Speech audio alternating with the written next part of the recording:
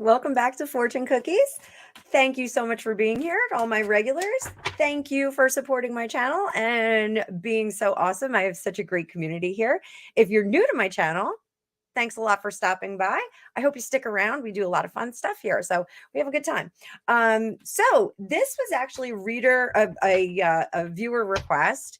Someone had asked if we would take a look, we meaning me and the cards, if we would take a look at Olivia Wilde getting back together with Jason Sudeikis. Now, those of you that do follow me know that I did a couple of readings on Harry Styles and Olivia Wilde. I was doing some readings on Harry Styles and the rest of the guys in One Direction, and the fans were crazy. They were all over me. And like they weren't quite getting that this was like a psychic tarot reading. Like I'm not going to sit there and debate what you think. And there were a few of them that were like, Harry Styles blew me a kiss, does he love me? And I was like, I can't get here. So they were a little intense. And I started reading on the One Direction guys at I had asked one of my girlfriends, and her daughter's a really huge fan, and I said, what should I do a reading on? Ask your daughter. And she was like, One Direction, Harry Styles. And I was like, okay. Like I had no idea what I was getting into. But anyway, so I had done some readings on Harry Styles and Olivia Wilde, and I did sense that it wasn't going to be a forever thing. I thought they were going to get married at one point, but I didn't think it was going to be a forever thing. But there was, all kinds of debate in the comment about his, proclivities and whatnot. So I kind of abandoned it.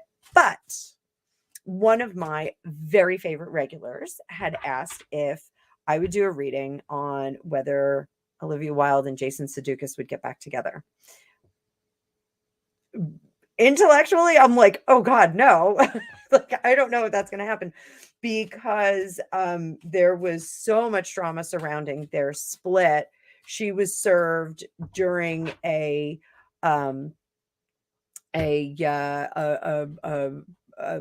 movie. It was a panel. They actually, it was a panel. They were talking about a movie, and she was served on stage with her divorce papers. Like, I can't think of anything more awful. That really was terrible. Also, their nanny had spoken out at one point and said that Jason was like out of his mind, and it was very emotional and crying and speaking with her, not being inappropriate, like in an inappropriate way, but was speaking with her well outside the defined employer-employee relationship. Even though nannies can get that line can get really blurry, and you can get very close with your nannies. We've had a number of nannies in our family, and you can get really close with them. I mean, even the gal that babysat my kids when I went back to work and split up with my ex, I'm still friends with her.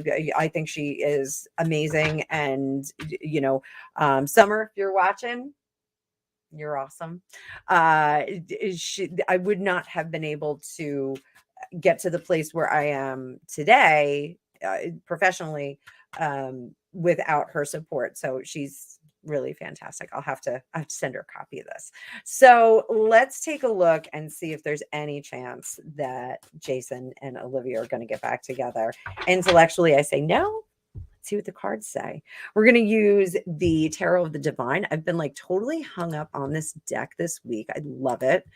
If you didn't see the preview, the shorts that I did, I just pulled a few cards for this week, but this deck is actually based on world fairy tales and folklore. It's a really cool deck. So it gives it a cool spin to the meanings of the cards. It gives another dimension to it. So if you're a reader, you can get this deck. I have an Amazon affiliate link on my website, and I'll put it in the description of the video as well. So really, really a nice deck. It feels very gentle. It's very gentle energy that comes through, a gentle messaging. So let's see. How does Olivia feel toward Jason right now? Now that the dust is settled, now that, her post-breakup relationship is over, how is she feeling toward Jason right now?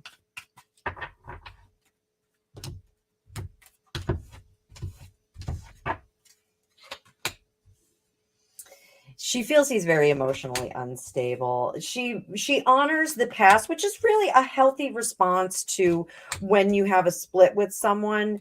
Especially if you do have children, you should honor the past, and you should really,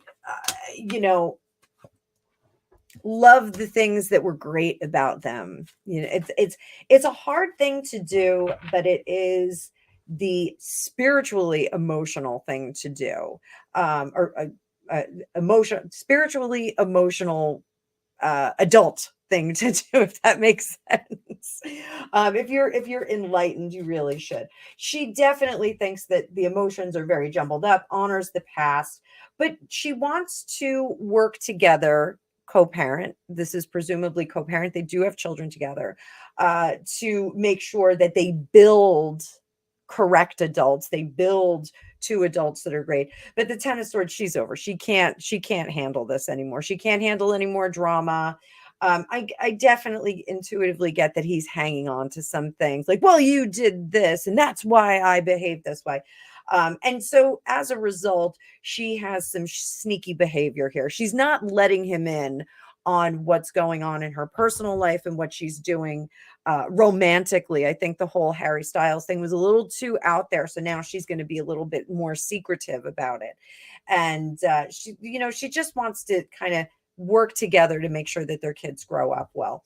Under the surface, she feels very reckless. There's an emotional center in her that really needs to be filled. And I don't think that he filled it. I think Harry Styles maybe filled that a little. I'm not being suggestive or salacious here. But I feel like there's, this nurturing of her as a woman that she's really desperate for. And that's going to lead her to some reckless behavior. So she's got to watch out for that. She does need to, and she is looking at things from Jason's perspective. She is plotting and planning, and that sounds shady too, but it's not. She is plotting the course of their future and their children's future based on this irrational behavior that he exhibited. She's being very, very careful about that. I don't get the sense that they're in therapy together, but I do get the sense that they're in therapy separately, and that those therapies may not be cohesive. They may not, it's very siloed kind of therapy that's going on with them. So let's see how he feels about her. Immediately, I'm getting he wants her back. Immediately. Why wouldn't he? She's adorable. And I don't watch Ted Lasso, so I really don't know. I kept mixing him up with the guy that was in Forgetting Sarah Marshall. What was his name? Not Russell Brand. I love him. The other guy. I don't think it's the same guy. I don't know. Maybe it is. I don't know. So, how does Jason feel about Olivia? How does he feel about Olivia? Oh, he just wants to jump right back in. Oh. He's still very, very emotional, and he still thinks that he was right. He was right. He puts a lot of blame on her. And he's not shy about saying it. Like, you were the one who messed this up. You messed up this marriage. Everything that I did was a reaction to your behavior and your the things that you did. Very, very self-righteous, very, very confident in his sensibilities about this. So, he's not past it. He can't get past it.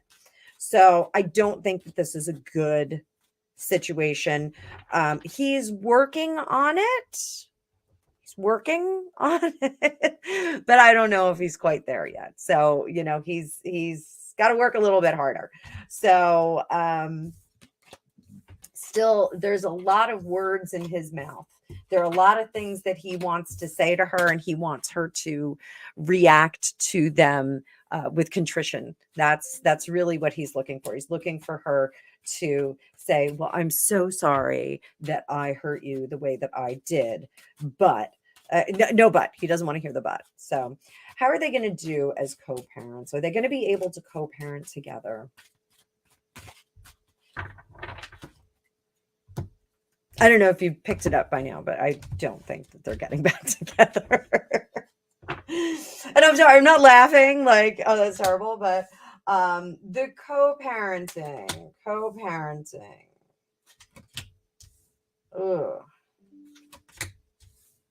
Ugh. You know, they've already said so much in front of these kids. The kids have just been exposed to something. This is like a terrible Hollywood divorce.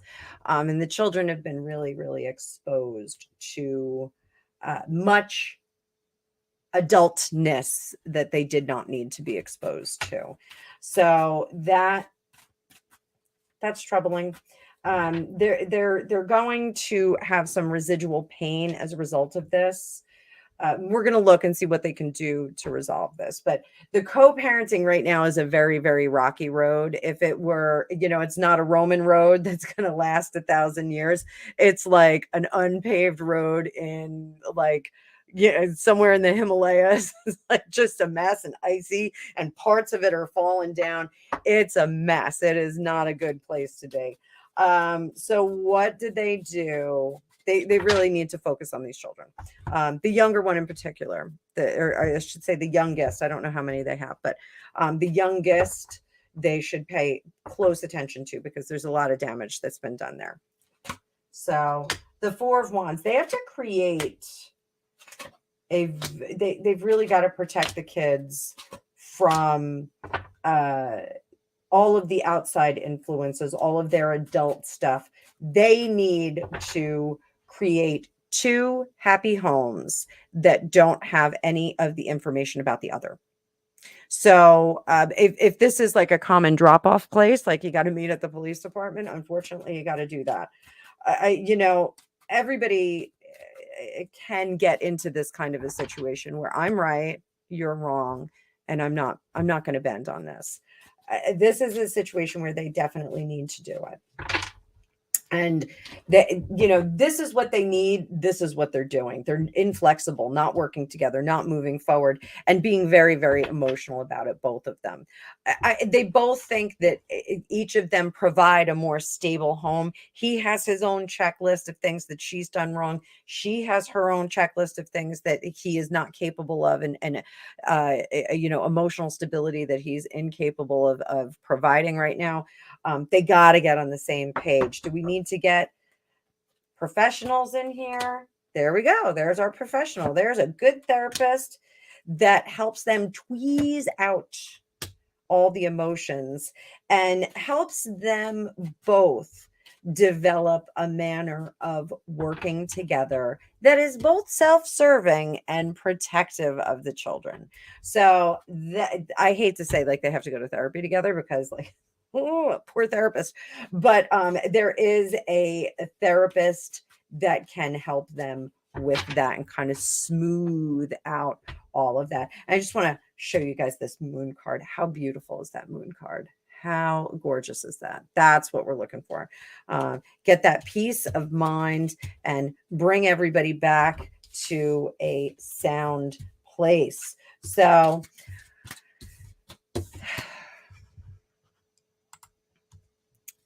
end result, they're not getting back together. I didn't think they were, but it was one of my clients' requests. I did want to take a look at it, and I got to mention my babysitter in here. So she's great. She deserves some accolades. She's probably going to be like, oh God, don't mention me in videos. But when I first started this channel, Gregopedia said the same thing. He's like, I don't want to be on camera, and now he's like a common player. He's like always here. So right now he's sleeping, but that's fine. Saturday morning he can sleep in. So thank you so much for being here. As always, please like, share, and subscribe. And down below in the description, there is a link to this deck, my Amazon affiliate link. And there is also a link to get your own magical reading should you like one. So I hope you're all having a great day, and I will talk to you soon. Bye bye for now.